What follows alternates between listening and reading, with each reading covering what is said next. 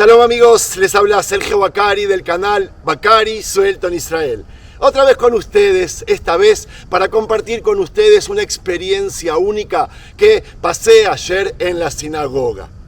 Los días de las expiaciones, el día del perdón, como ustedes conocen, es el único día del año que yo concurro a la ceremonia religiosa. No solo que concurro, sino que también rezo, oro. Ustedes me preguntan ¿por qué? No lo sé. Quizás para seguir una tradición, quizás para conservar un poquito de las raíces que tuve como ortodoxo cuando me crié en mi infancia en Argentina. Pero la verdad que no lo sé. Lo hago, me hace bien y además entro a la sinagoga de una manera diferente de la que salgo. Siempre me pasa lo mismo. Entonces digo, ¿por qué no aprovecharlo?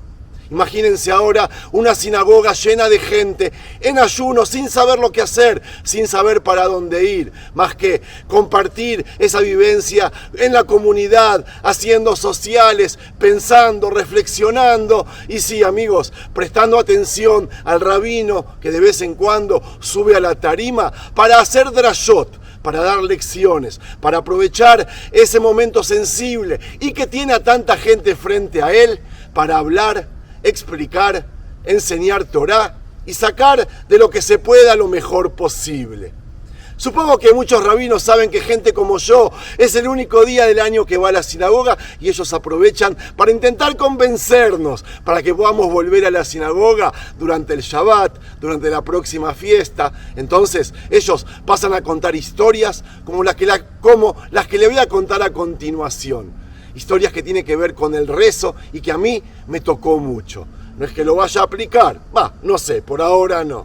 Pero es algo que a mí me impactó y todas las cosas lindas que me pasan a mí en la vida, me gusta compartirlas con ustedes. Así que salgamos a caminar. El primer día después del día de las expiaciones, elegí un bosque para reflexionar, para sentarme y pensar. Pero eso lo voy a hacer después. Antes voy a compartir con ustedes esa hermosa experiencia que pasé ayer. Vamos, amigos. Amigos, mientras descendemos les voy a contar de que ayer en la sinagoga comenzaron a hablar de un tema con un ejemplo. Enseguida lo van a entender. Para eso citaron el Aikido, aquel arte marcial japonés moderno.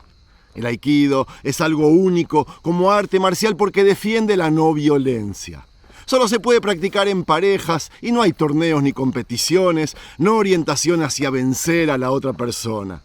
Entonces preguntó el rabino, ¿para qué sirve entonces la práctica?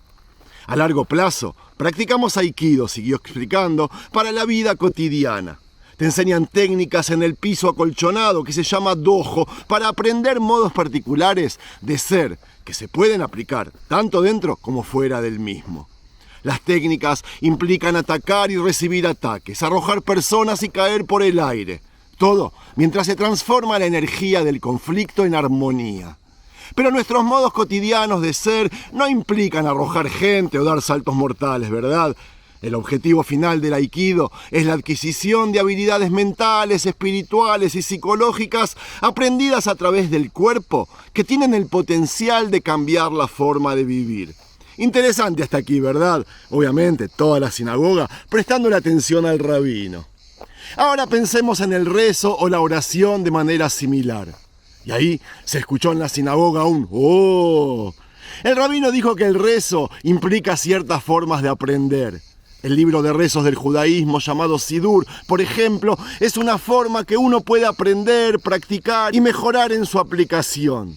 Pero la verdadera medida de su éxito no es qué tan bien dominas la forma, sino cómo afecta tu vida fuera de la sinagoga.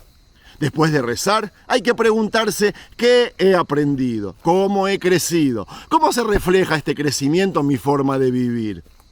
Nosotros tendemos a sentirnos más cómodos hablando de las formas de oración o rezo. Pregúntenle a un judío sobre su vida de oración y él te dirá cómo están dispuestas las sillas en la sinagoga y si los hombres y las mujeres se sienten separados o juntos. Te dirá qué libro de oraciones se utiliza y si el servicio es participativo y musical o es ortodoxo.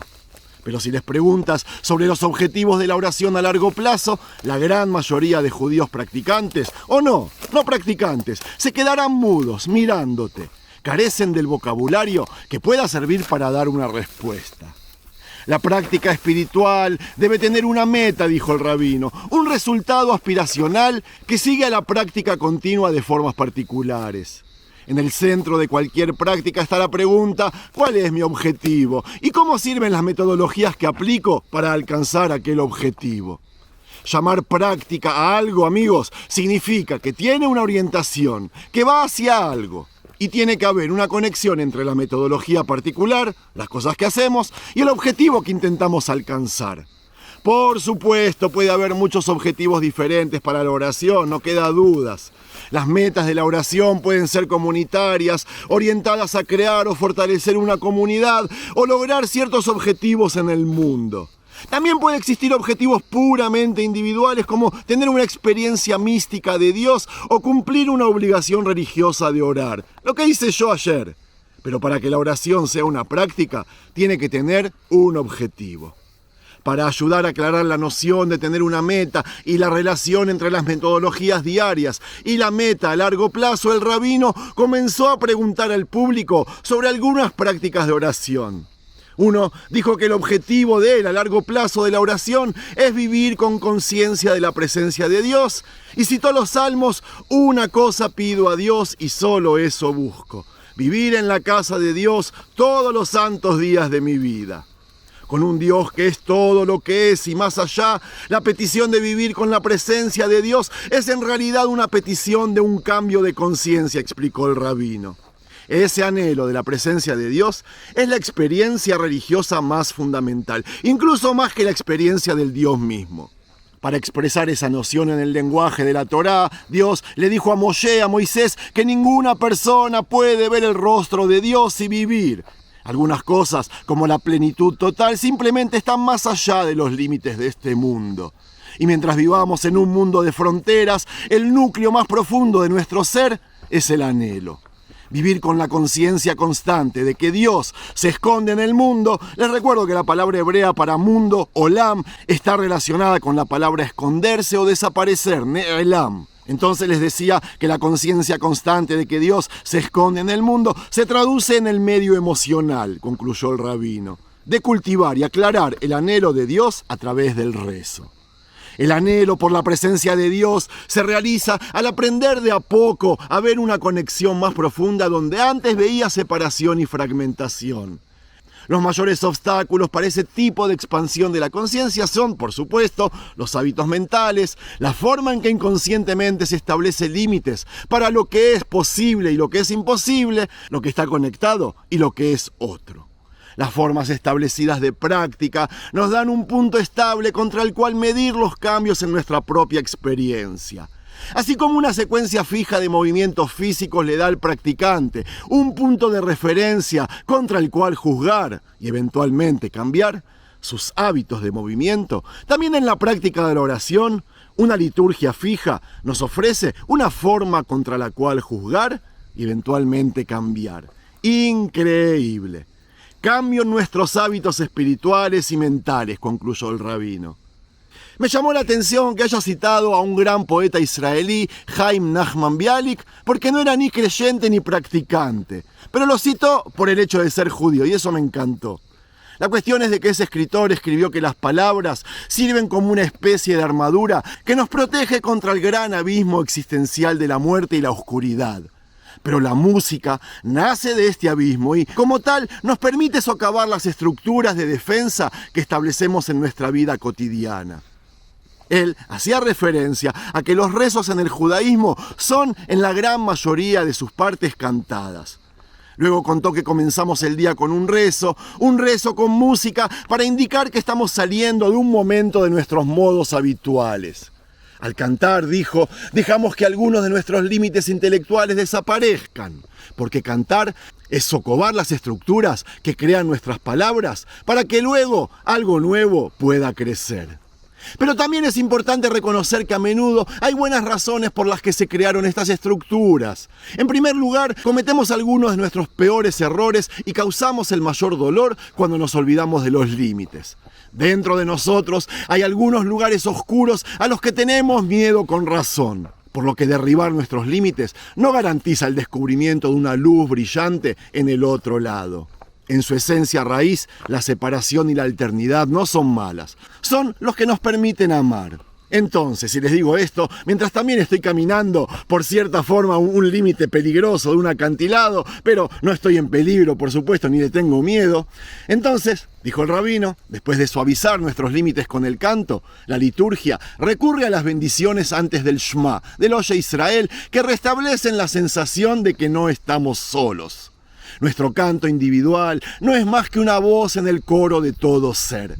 Reforzando esta experiencia, llegamos al Shema Israel con su declaración central de compromiso de vivir hacia un Dios que es uno.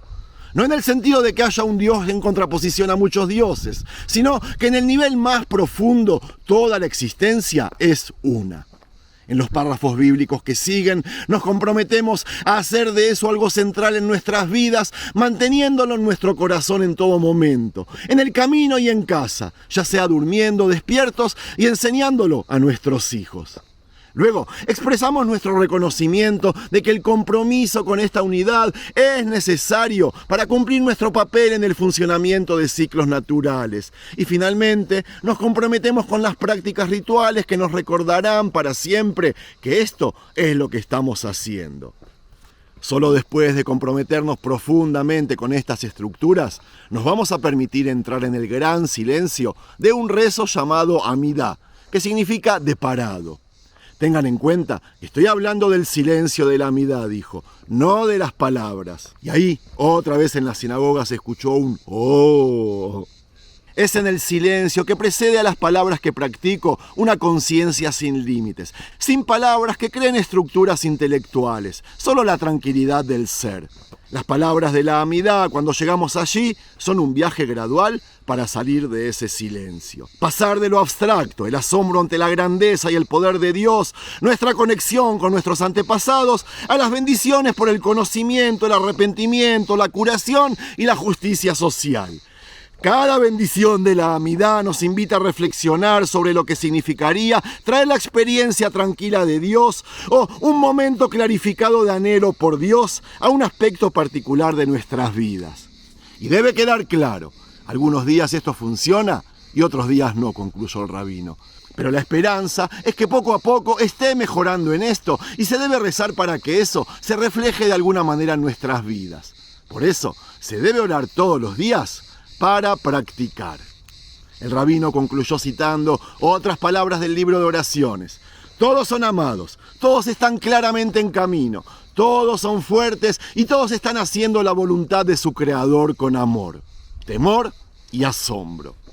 Listo, amigos, así terminó la drayá o la lección del rabino, que me parece fue dirigida a personas como yo, que la sinagoga nos volverá a ver recién dentro de un año. Aunque con semejante carisma y con semejante lección es posible que yo pase a espiar la sinagoga algún que otro Shabbat durante el año. Amigos, si es que les gustó el video, no se olviden de regalarle un me gusta. Es la mejor manera de apoyar a este video y a este proyecto a llegar a la mayor cantidad de gente en el mundo posible. Gracias. Shalom.